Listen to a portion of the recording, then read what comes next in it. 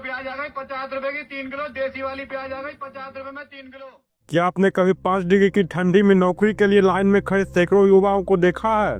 क्या आपने कभी सुना है कि एक नौकरी के लिए 10 लाख लोग आवेदन कर देते हैं? या फिर वह इंजीनियर जो आज सब्जी बेचने के लिए मजबूर हो गया है? यह कोई कहानी नहीं, ये भारत की बेरोजगारी की असली तस्वीर है।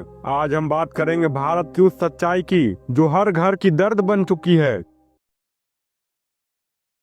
बेरोजगारी एक ऐसी स्थिति जिसमें काम करने की योग्यता और इच्छा रखने के बावजूद व्यक्ति को काम नहीं मिल पाता है। यह केवल आर्थिक नहीं बल्कि मानसिक, सामाजिक और राष्ट्रीय संकट भी है। भारत में 2024 के अनुसार देश की बेरोजगारी दर 7% से ऊपर है और युवा बेरोजगारी दर इससे कहीं ज्यादा अधिक है, जिसका अनुमान 15 से 20% के बीच में है। सेंट्रल गवर्नमेंट जॉब्स की बात करें तो हर साल लाखों लोग UPSC, SSC, railway, banking, teacher भर्ती जैसी परीक्षाओं में बैठते हैं।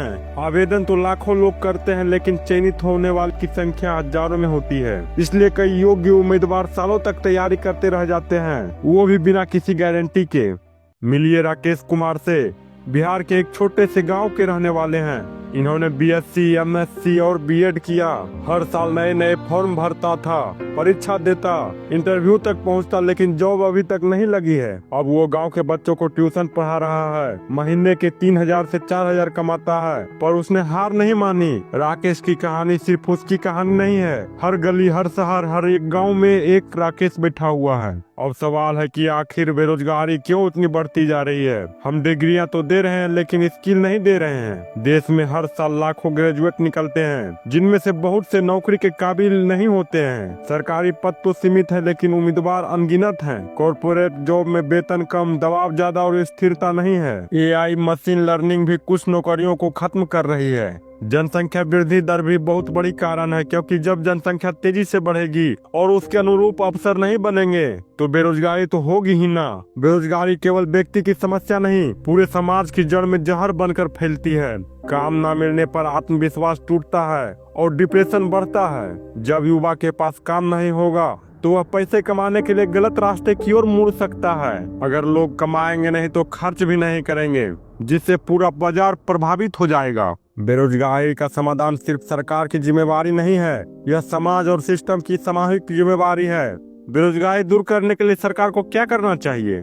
स्किल डेवलपमेंट प्रोग्राम के लिए पूरे देश में फंड देना चाहिए। छोटे उद्योगों को बढ़ावा देना चाहिए। सरकारी भर्तियों को नियमित और पारदर्शी बनाना चाहिए। लोकल उद्योगों को टैक्स में छूट देकर युवाओं को रोजगार दिलवाना चाहिए। और बेरोजगारी भगाने के लिए समाज को क्या करना चाहिए? बच्चों को सिर्फ डिग्रियां नहीं, स्किल भी सिखाएं। स्टार्टअप और लोकल इनोवेशन को सपोर्ट करें। हर अंधेरे के बाद एक सुबह आती है। बेरोजगारी का हल असंभव नहीं है। बेरोजगारी हटाने के लिए देश के युवा को आगे आना होगा। Freelancing, online job, digital marketing, YouTube, content creation जैसे विकल्प अपनाएं। स्किल डेवलपमेंट पर फोकस करें। सरकार की योजनाओं और पोर्टल्स का उपयोग करें, जैसे सौरभ जिसने कॉलेज ड्रॉप आउट के बाद यूट्यूब चैनल शुरू किया और वह आज लाखों रुपया कमा रहा है। नेहा जिसने घर से सिलाई का एक छोटा सा काम शुरू किया था और वह आज फैशन की ब्रांड बना ली है। हम एक ऐसे देश में रहते हैं जहां युवाओं की जनसंख्या सबसे अधिक है, तो फिर क्या हम अपने युवाओं को सिर्फ डिग्री के भरोसे छोड़ देंगे? क्या हम उस सिस्टम को नहीं बदल सकते जो स्किल की जगह रटंत विद्या को बढ़ावा देता है? क्या हम सब मिलकर भारत को एक ऐसा देश बना सकते हैं जहां कोई युवा बेरोजगार न हो? इसके बारे में सोचिएगा जरूर। अगर यह वीडियो आपकी आंखें खोल दी